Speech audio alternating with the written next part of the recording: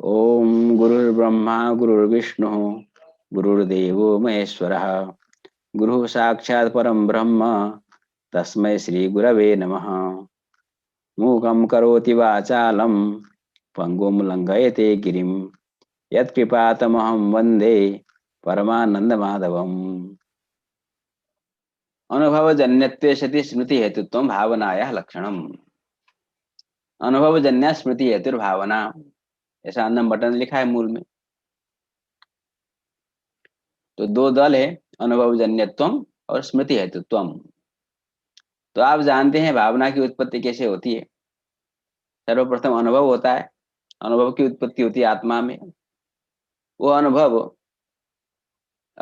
संस्कार को उत्पन्न करता है, उसी संस्कार का नाम भावना है। और वो संस्कार बाद में होने वाली जो स्मृति है उसके प्रति कारण है। संस्कार मात्र जन्यम ज्ञान स्मृति हमने पढ़ा है। अतः भावना के जो संस्कार है उस संस्कार में अनुभव जन्यत्व भी विद्यमान है और स्मृति हेतुत्व भी विद्यमान है। इस प्रकार से लक्षण समन्वय हो जाता है। अब देखते हैं ग्रंथकार ने क्या कहा है। अत्र अनुभवजन्यत्वे सतीति विशेषणानुपादाने आत्मन संयोगी अतिव्याप्ति ही पदकृत्य कर रहे हैं। अनुभवजन्यत्वे सती मत कहिए, विशेषण दल मत कहिए, केवल स्मृति हेतुत्व भावनाया लक्षणम इतना ही कहिए। तो स्मृति के प्रति आत्मन संयोग भी कारण है। आत्मा और मन का जो संयोग है वो ज्ञान सामान्य के प्रति कारण होता है। अतः स्मृति के प्रति भी कारण है। तो स्मृति हेतुत्व तो कहाँ चला जाएगा? आत्म मन संयोग में चला जाएगा। आत्म मन संयोगस्य ज्ञान मात्रम प्रति असमवायी कारणत्वेन, आत्मा और मन का जो संयोग है वो ज्ञान सामान्य के प्रति असमवायी कारण होता है। अतः स्मृतिम प्रति भी कारणत्वात्, स्मृति के प्रति भी आत्म मन संयोग कारण है। तो स्मृति हेतुत्व आत्म मन संयोग में चला गया, अतिव्याप्ति हो गई। अतः तदुपात्तम, इसलिए अनुभवजन्यत्वम कहना चाहिए। आत्मन संयोगस्य अनुभवजन्यत्वाभावा नातिव्याप्ति, आत्मा और मन का जो संयोग है वो अनुभव से जन्य नहीं है, उसमें अनुभवजन्य तो नहीं जाएगा। यद्यपि स्मृति हेतुत्व है किंतु अनुभवजन्य तो नहीं है, अतः उसमें लक्षण नहीं जाएगा, तो अतिव्याप्ति नहीं होगी। तावन मात्रे कृते अनुभव ध्वंसे व्याप्ति ही, तावन मात्रे कृते, चलिए कोई बात नहीं, केवल अनुभवजन्यत्व इतना ही कह देते हैं। अनुभवजन्यत्व भावनाया लक्षणम। तब ग्रंथकार कहते हैं अनुभव ध्वंसी अतिव्याप्ति ही, अनुभव का जो ध्वंस है, क्योंकि आत्मा में जब अनुभव की उत्पत्ति होती है 2 क्षण तक अनुभव रहता है, तृतीय क्षण में उस अनुभव का नाश हो जाता है। तो जो अनुभव का नाश हुआ, अनुभव का जो ध्वंस हुआ, उसके प्रति अनुभव स्वयं भी कारण होता है। ध्वंसम प्रति प्रतियोगिना कारणत्वेन, जैसे घट का ध्वंस हुआ, हमने दंड प्रहार किया, घट का ध्वंस हुआ, तो दंड कारण है घट के ध्वंस के प्रति, किंतु स्वयं घट भी कारण है।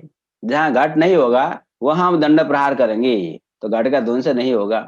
तो ध्वंस के प्रति प्रतियोगी भी कारण होता है, अन्य भी कारण होंगे किंतु प्रतियोगी भी कारण होता है। ध्वंसम प्रति प्रतियोगिना कारणत्वेन, ध्वंस के प्रति प्रतियोगी कारण होता है। अतः अनुभव ध्वंसस्यापि अनुभवजन्यत्वात्, अनुभव का जो ध्वंस है वो अनुभव से जन्य है। तो अनुभव जन्य तो कहाँ चला गया? अनुभव ध्वंस में चला गया। लक्षण किसका है? भावना का है, तो अतिव्याप्ति हो गई। उसके लिए हमको स्मृति हेतुत्व कहना चाहिए। अतः स्मृति हेतुत्व बाधानम, अनुभव ध्वंसे स्मृति हेतुत्वाभावा नातिव्याप्ति ही। तो अनुभव का जो ध्वंस है वह स्मृति के प्रति कारण नहीं। अनुभव से उत्पन्न होने वाला जो संस्कार है, जो भावना है, वो स्मृति के प्रति कारण है। अनुभव का जो ध्वंस है वो स्मृति के प्रति कारण नहीं। अतः स्मृति हेतुत्व जब कह देंगे तो अनुभव ध्वंस में लक्षण नहीं जाएगा, तो कोई दोष नहीं होगा। तो हमारा लक्षण बन गया अनुभवजन्यत्व सति स्मृति हेतुत्व भावनाया लक्षणम। इस पर और विचार करने जा रहे हैं न्यायबोधिनकार। अब एक प्रश्न है, ननु, ननु से प्रश्न आरंभ होता है, आप जानते हैं। विशिष्ट बुद्धि प्रति विशेषण ज्ञान से कारणता सकल तांत्रिक मत सिद्धा, ध्यान से समझना है। विशिष्ट बुद्धि के प्रति विशेषण ज्ञान कारण होता है। आप सब जानते हैं विशिष्ट बुद्धि प्रति विशेषण ज्ञानम कारणम। जैसे दंडवान पुरुष, ये विशिष्ट बुद्धि है, इसमें पुरुष विशेष है, दंड विशेषण है, दंड विशिष्ट बुद्धि हो गई। जिसको दंड का ज्ञान नहीं होगा उसको दंडवान पुरुष ऐसा ज्ञान नहीं हो सकता। विशेषण ज्ञान जिसको नहीं है उसको विशिष्ट बुद्धि की उत्पत्ति नहीं हो सकती। अतः प्रथमतः विशेषण ज्ञान होता है, उसके अनंतर में विशिष्ट बुद्धि उत्पन्न होती है। तो विशिष्ट बुद्धो विशेषण ज्ञानम कारणम। ठीक, तो कोई बात नहीं, हम जानते हैं इस बात को। विशिष्ट बुद्धि प्रति विशेषण ज्ञान से कारणता सकल तांत्रिक मत सिद्धा। यहाँ पर तांत्रिक शब्द का अर्थ लेना शास्त्रकार, सभी शास्त्रकारों के मत में सिद्ध है। सभी लोग, सभी दार्शनिक इस बात को स्वीकार करते हैं।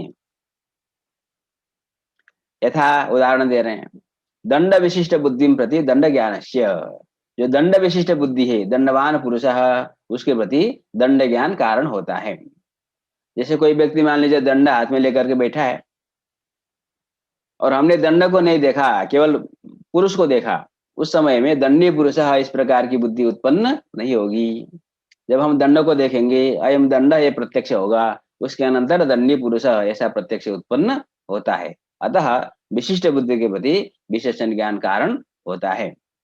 दंड विशिष्ट बुद्धि नाम दंड प्रकार बुद्धि। दंड विशिष्ट बुद्धि के प्रति दंड ज्ञान को कारण बताया। तो दंड विशिष्ट बुद्धि का अर्थ क्या है? तो दंड विशिष्ट बुद्धि अर्थात दंड प्रकारक बुद्धि, ऐसी बुद्धि, ऐसा ज्ञान जिसमें दंड प्रकारतया भाषित होता हो, उस बुद्धि को हम दंड विशिष्ट बुद्धि कहते हैं। दंड विशिष्ट बुद्धि नाम दंड प्रकारक बुद्धि तथा च दंड प्रकारक बुद्धित्वावच्छिन्नं प्रति दंड ज्ञानत्वेन कारणत्वम इत्यापतितम। क्या कह रहे हैं? दंड प्रकारक जो भी बुद्धि होगी, जो भी दंड प्रकारक बुद्धि होगी अर्थात दंड विशिष्ट बुद्धि होगी, उसके प्रति तार से बुद्धित्वावच्छिन्न के प्रति, बुद्धि सामान्य के प्रति, जब घटत्वावच्छिन्न घट कहते हैं तो घट सामान्य को बोधित करना चाहते हैं। तो दंड प्रकार बुद्धित्वावच्छिन्न के प्रति अर्थात जितने भी दंड प्रकारक बुद्धि होंगे उन सबके प्रति दंड ज्ञान कारण है। दंड ज्ञानत्वेन कारणत्वम, पूर्व में जो बात कहा उन्होंने उसी को दोहरा रहे हैं। विशिष्ट बुद्धि के प्रति विशेषण ज्ञान कारण होता है, अतः दंड विशिष्ट बुद्धि के प्रति दंड ज्ञान कारण है। इसी को उन्होंने कहा दंड प्रकारक बुद्धित्वावच्छिन्न के प्रति दंड ज्ञानत्वेन कारणता है। स्पष्ट है? दंड प्रकारक बुद्धि कौन है? दंडी पुरुष। और भी हो सकते हैं, दंड प्रकारक बुद्धि बहुत से हो सकते हैं, दंडी पुरुष यही केवल नहीं होगा। एक उदाहरण है, दंड विशिष्ट केवल पुरुष ही होगा ऐसा जरूरी नहीं है, भूतल भी हो सकता है, गृह हो सकता है, बहुत सी चीज हो सकती हैं। तो कोई एक उदाहरण हम ले रहे हैं। तो दंड प्रकारक बुद्धि है दंडी पुरुष, दंडवान पुरुष, इस ज्ञान में दंड प्रकार है, ये दंड प्रकारक बुद्धि है, अतः ये हो गई दंड विशिष्ट बुद्धि, इत्याकार का बुद्धि। तत्र दंड ज्ञानम कारणम, दंडी पुरुष इस ज्ञान के प्रति दंड ज्ञान कारण होता है। नहीं दंडम अजानान दंडी पुरुष इति प्रत्येति, ऐसा कोई व्यक्ति जो दंड को नहीं जान रहा है वह दंडी पुरुष इस प्रकार के ज्ञान को उत्पन्न नहीं कर सकता। एवं अब प्रश्न आएगा ना, इतने आप कथा क्यों सुना रहे हैं, हम तो भावना का लक्षण विचार कर रहे हैं। तो ग्रंथकार बता रहे हैं, सुनो, एवं यत्र अयम दंड इति प्रत्यक्षम जातम, अयम दंड ऐसा प्रत्यक्ष हुआ, उसके अनंतर दंडी पुरुष इत्याकारकम प्रत्यक्षम उत्पन्नम। ये सामान्य नियम है, पहले हमने दंड को देखा, अयम दंड ज्ञान हुआ, तदनंतर विशिष्ट बुद्धि उत्पन्न हुई दंडी पुरुष। तो दंडी पुरुष जो विशिष्ट बुद्धि उत्पन्न हुई उसके प्रति अयम दंड है ज्ञान कारण है। तत्र दंडी पुरुष इत्याकार प्रत्यक्ष अधिव्याप्ति ही। अब ये बात हुई, ग्रंथकार क्या कहना चाहते हैं? आपने जो भावना का लक्षण बनाया है अनुभव जन्यत्व स्मृति हेतुत्वम, इस लक्षण की दंडी पुरुष इत्याकार विशिष्ट बुद्धि में अतिव्याप्ति होगी। प्रश्न आएगा कैसे होगी? तद्धि, क्योंकि उसमें अनुभव जन्यत्व भी चाहिए, स्मृति हेतुत्व भी चाहिए। आप स्वयं विचार कर लीजिए, सीधी सीधी बात है, दंडी पुरुष है जो विशिष्ट बुद्धि है, इसके प्रति अयम दंड ये प्रत्यक्ष कारण है। तो अयम दंड है जो प्रत्यक्ष है, ये अनुभव है, तो अनुभव जन्य तो आ गया। और दंडी पुरुष जिसको विशिष्ट बुद्धि होगी उसको कालांतर में स्मृति भी होगी, तो कालांतर में होने वाली जो दंडी पुरुष इत्याकार स्मृति है उसके प्रति दंडी पुरुष अनुभव कारण है, तो स्मृति हेतु तो भी चला गया। तो अनुभव जन्यत्व से स्मृति हेतुत्वम, यह जो लक्षण है दंडी पुरुष इत्याकार का जो अनुभव है, ये भी तो अनुभव है, ये जो विशिष्ट बुद्धि रूप अनुभव है उसमें चला गया तो अतिव्याप्ति हो गई। यही ग्रंथकार को बताना है। तद्धि स्वाव्यवहित पूर्व क्षणोत्पन्न दंड ज्ञानात्मक अनुभव जन्यम, दंडी पुरुष है जो विशिष्ट बुद्धि है, इस विशिष्ट बुद्धि के अव्यवहित पूर्वक क्षण में उत्पन्न जो दंड ज्ञानात्मक जो अनुभव तार्स अनुभव से जन्य है, लक्षण घटा रहे हैं, अनुभव जन्य तो इसमें चला गया, इतनी बात है। और जनिष्यमाणे दंडी पुरुष इत्याकारक स्मरणे कारणम च, बाद में जो दंडी पुरुष स्मरण होगा उसके प्रति कारण भी है। क्यों? स्मृति प्रति अनुभव से कारणत्वात्। ठीक है, तो लक्षण चला गया, भावना का लक्षण दंडी पुरुष इत्याकारक विशिष्ट बुद्धि में अनुभव में ही चला गया तो अतिव्याप्ति दोष हो गया। तथा च अनुभवजन्यत्व से स्मृति हेतुत्व रूप भावना लक्षणस्य यथोक्ते दंडी पुरुष इत्याकारक अनुभव विद्यमानत्वात् अतिव्याप्ति इति चेत। एक प्रश्न हो गया यहाँ तक। अब समाधान दे रहे हैं अत्र ब्रूमः। चलिए हम बताते हैं। अनुभवजन्यत्वं हि अनुभवत्वावच्छिन्न कारणता निरूपित कार्यताश्रयत्वं, तत्र कारणतायाम् अनुभवत्वावच्छिन्नत्वं निवेश्यते। तथा च अनुभवत्वावच्छिन्न कारणता निर्विध कार्यताश्रयत्वम् अनुभवजन्यत्वम् इति फलितम् अतो नोक्तातिव्याप्ति ही। हमारा जो लक्षण है उसमें जो प्रथम दल है अनुभवजन्यत्वम्, उसका अर्थ करेंगे अनुभवत्वावच्छिन्न कारणता निर्विध कार्यताश्रयत्वम्। अनुभव से जन्य है अर्थात अनुभव क्या है? जनक है, तो अनुभव में रहेगी जनकता अर्थात कारणता। अनुभव में जो कारणता रहेगी तार्स कारणता का अवच्छेदक हम बनाएंगे अनुभवत्व को। कारणतायाम अनुभवत्वावच्छिन्नत्वं निवेश्यते, तो अनुभवजन्यत्वम का अर्थ हम करेंगे, थोड़ा परिष्कार कर देंगे, अनुभवत्वावच्छिन्न कारणता निर्मित कार्यताश्रयत्वम, ये अनुभवजन्यत्व हो गया। तो लक्षण क्या बनेगा? अनुभवत्वावच्छिन्न कारणता निर्मित कार्यताश्रयत्व सति स्मृति हेतुत्वम भावनाया लक्षणम, ये पूरा लक्षण होगा। ऐसा कहने पर अतिव्याप्ति नहीं होगी। अतिव्याप्ति कहाँ हो रही थी? दंडी पुरुष इस विशिष्ट बुद्धि में हो रही थी, अब वो अतिव्याप्ति नहीं होगी। अब देखिए कैसे नहीं होगी। तथा ही दंड प्रकारक बुद्धित्वावच्छिन्न कार्यता निर्भित दंड ज्ञान निष्ठाया कारणता तस्याम न दंडानुभवत्वम अवच्छेदकम, दंडानुभवाद इव दंड स्मरणादपि दंड प्रकारक बुद्धेर उत्पत्ति ही। अब इसको समझिए, दंड प्रकारक बुद्धि अर्थात दंड विशिष्ट बुद्धि। हमने क्या कहा कि विशिष्ट बुद्धि के प्रति विशेषण ज्ञान कारण होता है, तो कार्य हो गया विशिष्ट बुद्धि दंड प्रकारक बुद्धि, तो कार्यता का अवच्छेद हो गया दंड प्रकारक बुद्धित्व, तो दंड प्रकारक बुद्धित्व अवच्छिन्न जो कार्यता, तार्स कार्यता निर्विदा कारणता कहाँ है? विशेषण ज्ञान में, अर्थात यहाँ पर दंड ज्ञान में है। तो दंड ज्ञान में जो कारणता है, तार्स कारणता का अवच्छेद कौन है? दंड ज्ञानत्व है अथवा दंडानुभवत्व है। अनुभवत्वम ज्ञानत्वम वा अवच्छेदकम इत्यत्र विचारः। तस्याम न दंडानुभवत्वम अवच्छेदकम। अब ग्रंथकार कहते हैं दंडी पुरुष इस विशिष्ट बुद्धि के प्रति जो दंड ज्ञान कारण हो रहा है, दंड ज्ञान में जो कारणता होगी तार्स कारणता का अवच्छेदक दंडानुभवत्वम इति वक्तुम न शक्यते, अनुभवत्व कारणता का अवच्छेदक नहीं होगा। तस्याम न दंडानुभवत्वम अवच्छेदकम कहेगा, क्यों? क्योंकि हमको तो अनुभव तो हुआ है, अयम दंड है, ये प्रत्यक्ष हुआ है, हमको अनुभव ये प्रत्यक्ष है। उसके अनंतर दंडी पुरुष है विशिष्ट बुद्धि की उत्पत्ति हुई है, तो दंडी पुरुष है इस विशिष्ट बुद्धि के प्रति दंड का अनुभव कारण है, तो कारणता का अवच्छेदक दंडानुभवत्व तो होना चाहिए। तो ग्रंथकार कहते हैं नहीं, दंडानुभवाद एव दंड स्मरणादपि दंड प्रकारक बुद्धि उत्पत्ति। दंडी पुरुष है जो विशिष्ट बुद्धि उत्पन्न होती है, तार्थ विशिष्ट बुद्धि के प्रति दंड का जो प्रत्यक्ष है अनुभव है वो भी कारण है, कदाचित कदाचित दंड का स्मरण भी कारण है।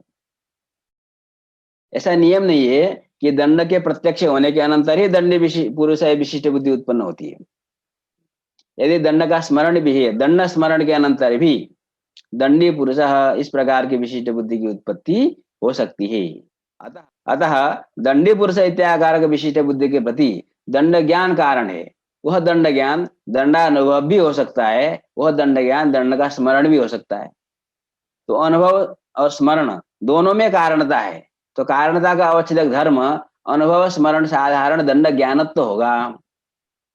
अतः हम क्या कहते हैं, विशिष्ट बुद्धि प्रति विशेषण ज्ञानम कारणम कहते हैं। विशिष्ट बुद्धि प्रति विशेषणानुभव कारणम ऐसा नहीं कहते। हम क्या कहते हैं, विशिष्ट बुद्धि प्रति विशेषण ज्ञानम कारणम कहते हैं। विशेषण ज्ञान की कारणता है, तो विशेषण ज्ञान विशेषण का अनुभव भी हो सकता है, विशेषण का स्मरण भी हो सकता है। अतः कारणता का जो अवच्छेदक बनेगा ज्ञानत्व बनेगा। हम अनुभवत्व का कारणता का अवच्छेदक नहीं बना सकते, क्योंकि वह कारणता का न्यून वृत्ति धर्म हो जाएगा। अतः दंड प्रकारक बुद्धित्वावच्छिन्नं प्रति अनुभव स्मरण साधारण दंड ज्ञानत्वेनैव दंड ज्ञानस्य कारणतायाः स्वीकरणीयत्वेन। अनुभव स्मरण साधारण जो दंड ज्ञानत्व है उसको कारणता का अवच्छेदक बनाना है, दंड ज्ञानत्वेन कारणता स्वीकार करनी ही। अतः दंड ज्ञानत्वस्यैव तदवच्छेदकत्वात्, तो दंड ज्ञानत्व ही कारणता का अवच्छेदक बनेगा। तो भावना का जो लक्षण है उसमें जो अनुभवजन्यत्व है उसका अर्थ हमने किया है अनुभवत्वावच्छिन्न कारणता निर्भित कार्यता श्रेयत्वम। अब देखिए, जो विशिष्ट बुद्धि है दंडी पुरुष इत्याकर विशिष्ट बुद्धि, उसके प्रति दंड ज्ञान कारण है, दंड का अनुभव कारण है कदाचित, किंतु वहां पर अनुभवत्व कारणता का अवच्छेदक न होने के कारण अनुभवत्वावच्छिन्न कारणता निर्भित कार्यता श्रेयत्वम ऐसा जब हम कहेंगे तो विशिष्ट बुद्धि में लक्षण नहीं जाएगा, तो अतिव्याप्ति नहीं होगी। अब ग्रंथकार स्वयं बता रहे हैं, तथा च अनुभवत्वावच्छिन्न कारणता निर्भित कार्यता श्रेयत्वस्य उक्त प्रत्यक्ष अभावात् नाति व्याप्ति ही। उक्त जो प्रत्यक्ष है दंडी पुरुष है जो विशिष्ट बुद्धि है उसमें अनुभवत्वावच्छिन्न कारणता निर्भित कार्यता श्रेयत्वम नास्ति, अतः नाति व्याप्ति। भावनायाम तो लक्षणमिदं वर्तते। विशिष्ट बुद्धि में लक्षण नहीं जा रहा है कोई बात नहीं, किंतु भावना में तो लक्षण जानी चाहिए ना, लक्ष्य में तो लक्षण जाना चाहिए। तो देखिए आप स्वयं पहले विचार कर लीजिए, जो भावना है उसके प्रति अनुभव कारण है, केवल अनुभव कारण है, भावना के प्रति स्मरण कारण नहीं है।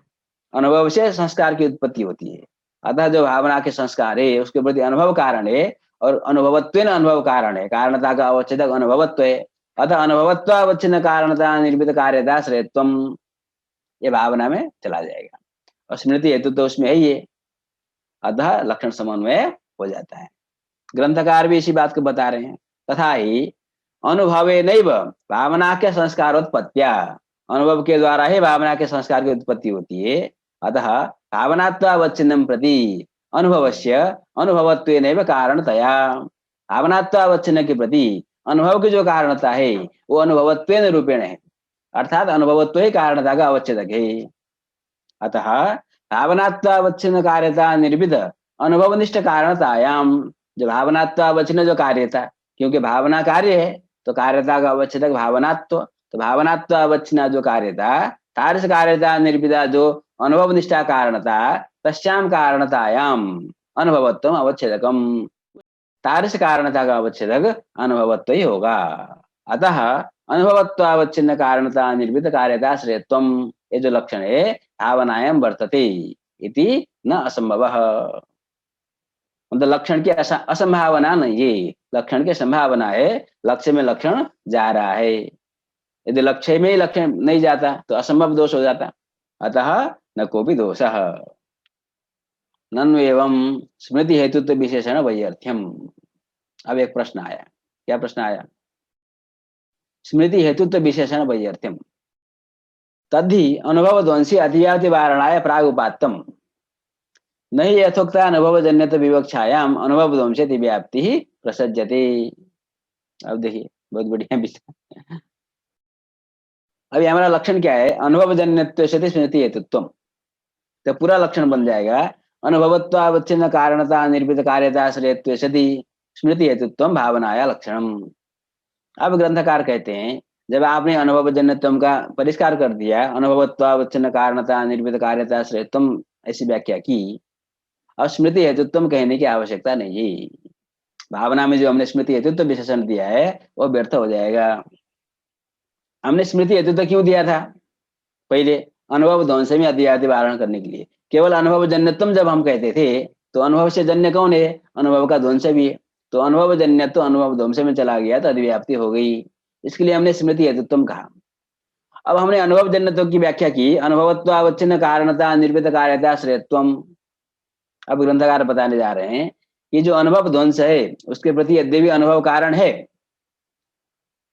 अनुभव जन्यत्व अनुभव ध्वंस में विद्यमान है, किंतु अनुभवत्वावच्छिन्न कारणता निर्मित कार्यता श्रेयत्वम जब ऐसी व्याख्या करेंगे अनुभव जन्यत्व का, तो यथार्थ जो अनुभव जन्यत्व है वो ध्वंस में है नहीं। नहीं यथोक्ता अनुभव जन्यत्व विवक्षायाम अनुभव ध्वंस अधिव्याप्ति प्रसज्जति। अब अनुभव ध्वंस में अनुभवत्वावच्छिन्न कारणता निर्मित कार्यता श्रेय तो नहीं है, तो उसमें लक्षण जाएगा ही नहीं, तो अतिव्याप्ति दोष होगा ही नहीं। तो दोष होगा ही नहीं तो उसको वारण करने के लिए जो स्मृति हेतुत्व दिया था वो व्यर्थ हो जाएगा। अब प्रश्न आएगा कि अनुभव ध्वंस में अनुभवत्वावच्छिन्न कारणता निर्मित कार्यता से तो क्यों नहीं है? क्योंकि अनुभव ध्वंस के प्रति तो अनुभव कारण होता है, ये प्रश्न आएगा। तो ग्रंथकार उसका समाधान स्वयं करते हैं। तथा ही, अब वो व्याख्या कर रहे हैं, तथा ही ध्वंसत्वावच्छिन्नम प्रति प्रतियोगिनः कारणत्वं प्रतियोगित्वेन रूपेण। इसको पहले समझते हैं। हमने कार्यकारण भाव बनाया ध्वंसम प्रति प्रतियोगिनः कारणत्वम, तो ध्वंस के प्रति प्रतियोगी कारण होता है, अतः अनुभव ध्वंस के प्रति अनुभव कारण है। तो ध्वंस के प्रति प्रतियोगी की जो कारणता होती है वहां पर कारणता का जो आवश्यक धर्म होगा वो प्रतियोगित्व होगा। प्रतियोगित्व ने प्रतियोगी की कारणता होती है। जैसे घट ध्वंस हुआ, घट ध्वंस के प्रति घट में कारणता है, किंतु घट ध्वंसत्वावच्छिन्न कार्यता निरूपिता जो कारणता घट में आ रही है, तार से कारणता का अवच्छेदक घटत्व तो नहीं है, प्रतियोगित्व बनेगा। पट का ध्वंस हुआ, पट ध्वंस के प्रति पट की कारणता है, कारण पट है किंतु कारणता का अवच्छेदक पट तो नहीं है, प्रतियोगित्व है। क्योंकि पट प्रतियोगी है अतः ध्वंस के प्रति कारण बन रहा है, पट पट है इसलिए कारण नहीं बन रहा है। उसी प्रकार से अनुभव ध्वंस है तो अनुभव ध्वंस का प्रतियोगी अनुभव है, अतः वहां पर अनुभव की कारणता है, कारणता का अवच्छेदक प्रतियोगित्व होगा। तो ध्वंसत्वावच्छिन्नं प्रति प्रतियोगिनः कारणत्वं प्रतियोगित्वेन रूपेण भवति।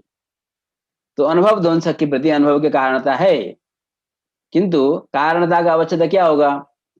प्रतियोगित्व होगा। तो प्रतियोगित्वावच्छिन्न कारणता निर्मित कार्यता अनुभव ध्वंस में जाएगी, अनुभवत्वावच्छिन्न कारणता निर्मित कार्यता अनुभव ध्वंस में नहीं जाएगी। अभी यहाँ पर सामान्य रूपेण जो ध्वंस और प्रतियोगी की कार्य कारण भाव है उसका विचार किया ग्रंथकार ने। अब कोई विशेषता कहे कि घट ध्वंस के प्रति घट कारण है,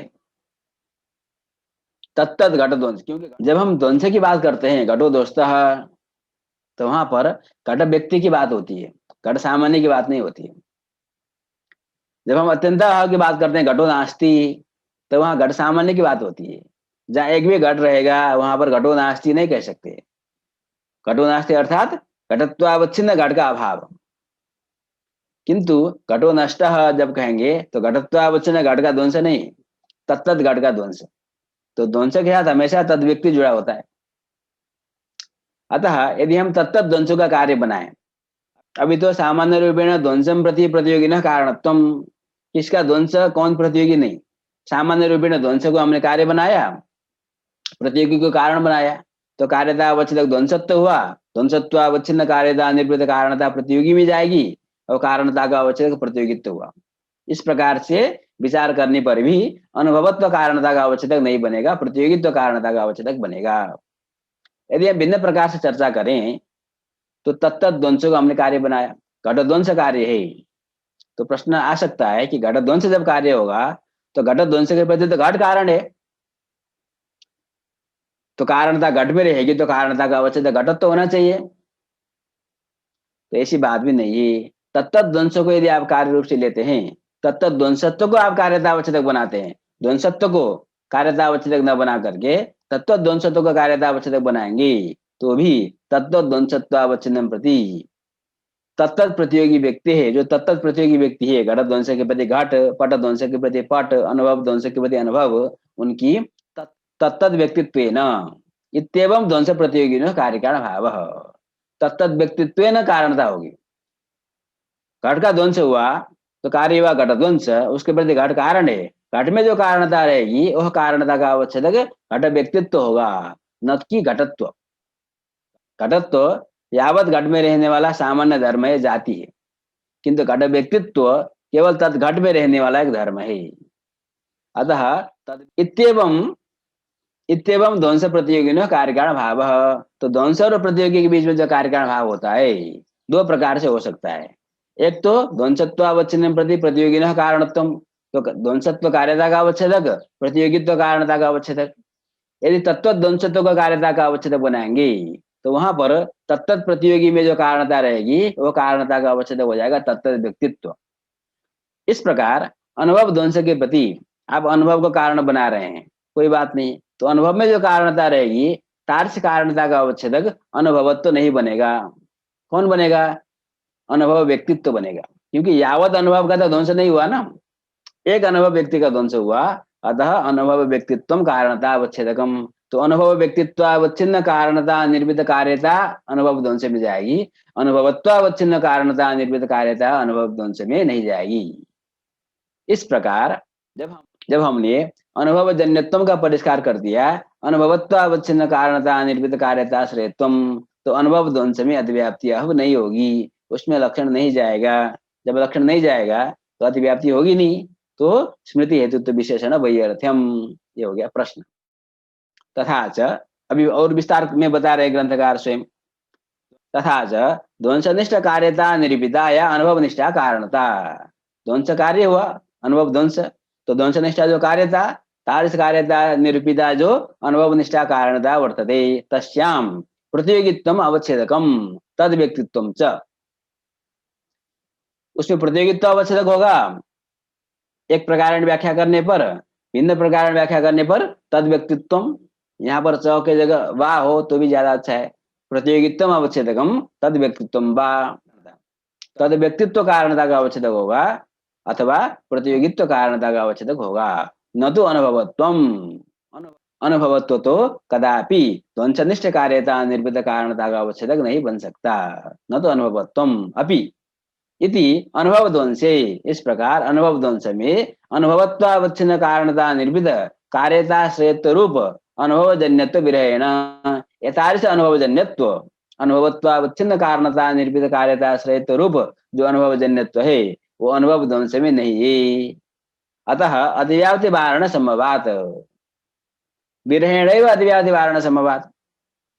तो ये लक्षण न जाने के कारण ही वहां पर अतिव्याप्ति नहीं है, ऐसा हम कह सकते हैं। लक्षण चला जाएगा तब ना अतिव्याप्ति होगी। कृतम स्मृति हेतुत्व विशेषण है ना, तो जो स्मृति हेतुत्व विशेषण दिया गया है वो व्यर्थ है, उसका क्या काम है? तो ये ननु से जो प्रश्न यहाँ उठाया था, चेत तक इन्होंने ग्रंथकार ने व्याख्या की। तो प्रश्न सीधा सीधा क्या है, जब आपने अनुभव जन्यत्वम की व्याख्या की, अनुभवत्वावच्छिन्न कारणता निर्मित कार्यता श्रेयत्वम, तब स्मृति हेतुत्व कहने की कोई आवश्यकता नहीं है। अनुभव ध्वंस में अतिव्याप्ति जो हो रही थी वो अतिव्याप्ति नहीं होगी, और भावना जो हमारा लक्ष्य है उसमें लक्षण जा रहा है, तो इतने लक्षण बनाना चाहिए। अनुभवत्वावच्छिन्न कारणता निर्मित कार्यता श्रेयत्वम भावनाया लक्षणम, ये हो गया प्रश्न ननु का। न इति चेत न, अब समाधान देते हैं। स्मृतो अतिव्याप्ति वारणा एवं तदुपादानात्। देखिए, यदि हम केवल अनुभव जन्यत्वम कहेंगे, तार्क्ष्य अनुभव जन्यत्वम, स्मृति हेतुत्वम नहीं कहेंगे, तो यद्यपि अनुभव ध्वंस में अतिव्याप्ति नहीं होगी, तथापि स्मृति में अतिव्याप्ति होगी। तो स्मृति में अतिव्याप्ति वारण करने के लिए हमको स्मृति हेतुत्वम कहना चाहिए। सीधा सीधा आप समझ लीजिए, स्मृति के प्रति अनुभव भी तो कारण है। अनुभव से भावना की उत्पत्ति होती है और भावना से स्मृति की उत्पत्ति होती है, तो स्मृति के प्रति अनुभव भी कारण है। भावना व्यापार है, तो अनुभव जन्यत्वम स्मृतो अभिवर्तते, तो स्मृति के प्रति अनुभव कारण है। तो स्मृति के प्रति जो अनुभव कारण है, स्मृतिनिष्ठ कार्यता निर्मित कारणता जो अनुभव में है, तार्क्ष्य कारणता का अवच्छेद कौन होगा? अनुभवत्व होगा, क्योंकि स्मृति के प्रति तो अनुभव अनुभवत्व कारण होता है। अतः अनुभवत्वावच्छिन्न कारणता निर्मित कार्यता श्रेयत्वम, ये लक्षण कहाँ चला जाएगा? स्मृति में चला जाएगा, तो अतिव्याप्ति होगी। इसके लिए हमको स्मृति हेतुत्वम कहना चाहिए। तो स्मृति के प्रति हेतु नहीं है, तो उसमें लक्षण नहीं जाएगा। इसी बात को ग्रंथकार बता रहे हैं, तथा ही स्मृति प्रति अनुभव एवं कारणम, स्मृति के प्रति तो अनुभव ही कारण है, न तो स्मृति रवि, स्मृति कारण नहीं। स्मृति के प्रति अनुभव ही कारण है, स्मृति कारण नहीं। अतः घट स्मृतित्वावच्छिन्नं प्रति घटानुभवस्य घटानुभवत्वेनैव कारणत्वं न तो घट ज्ञानत्वेन। जिस प्रकार हमने विशिष्ट बुद्धि में चर्चा की, विशिष्ट बुद्धि के प्रति विशेषण ज्ञान कारण होता है, वह विशेषण ज्ञान विशेषण अनुभव भी हो सकता है, विशेषण का स्मरण भी हो सकता है। तो अनुभव स्मरण साधारण ज्ञानत्व को हम कारणता अवच्छेदक बनाते हैं, किंतु स्मृति में ऐसी बात नहीं है। स्मृति के प्रति अनुभव एवं कारणम न तो स्मृतिरपि। अतः घट स्मृति के प्रति घट स्मृतित्वावच्छिन्न के प्रति घटानुभव की जो कारणता होगी वो अनुभवत्वेन ही होगी, न तो घट ज्ञानत्वेन। स्पष्ट है। तथा च घट स्मृति निष्ठा जो कार्यता, घट स्मृति को बनाइए कार्य, तो घट स्मृति में कार्यता रहेगी, तो घट स्मृति निष्ठा जो कार्यता, घट स्मृतित्वावच्छिन्ना कार्यता, तार्स कार्यता निर्भिताया घटानुभव निष्ठा कारणता, घटानुभव में जो कारणता है तस्याम घटानुभवत्वम अवच्छेदकम। ठीक है, अनुभवत्व ही कारणता का अवच्छेदक है। अतः तेन अनुभवत्वावच्छिन्न कारणता निर्मित कार्यता श्रेयत्वम, ये जो लक्षण है ये स्मृति में चला गया कि नहीं चला गया? चला गया। स्मृतो विद्यमानत्वात् अतिव्याप्ति ही तद वारणाय स्मृति हेतुत्वम उक्तम। स्मृति हेतुत्व कहना चाहिए, नई स्मृति स्मृति हेतु। अब स्मृति हेतुत्व जब कह देंगे तो स्मृति स्वयं स्मृति के प्रति कारण नहीं है, नई स्मृति ही स्मृति हेतु, अतः न तत्रातिव्याप्ति ही इत्यलम अनल्प जल्पनेन। इतनी व्याख्या ग्रंथकार करते हैं। अब कहते हैं इतना पर्याप्त है, इससे ज्यादा जल्पन करने की आवश्यकता नहीं है। तो कुल मिलाकर क्या हुआ कि अनुभवजन्यत्व से स्मृति हेतुत्वम, अनुभवजन्यत्व का अर्थ करना चाहिए अनुभवत्वावच्छिन्न कारणता निर्मित कार्यता श्रेयत्वम। यदि इतना ही कहेंगे अनुभवत्वावच्छिन्न कारणता निर्मित कार्यता श्रेयत्वम, तो स्मृति में लक्षण चला जाएगा, क्योंकि स्मृति के प्रति भी अनुभव कारण है और अनुभवत्व कारण है। तो अनुभवत्वावच्छिन्न कारणता निर्मित कार्यता श्रेय तो स्मृति में चला गया, अतिव्याप्ति होगी, उसको वारण करने के लिए स्मृति हेतुत्वम कहना चाहिए। तो अनुभवत्वावच्छिन्न कारणता निर्मित कार्यता श्रेयत्व सति स्मृति हेतुत्वम भावनाया लक्षणम। ये रखते हैं आज के पाठ को। आपको बहुत बहुत धन्यवाद।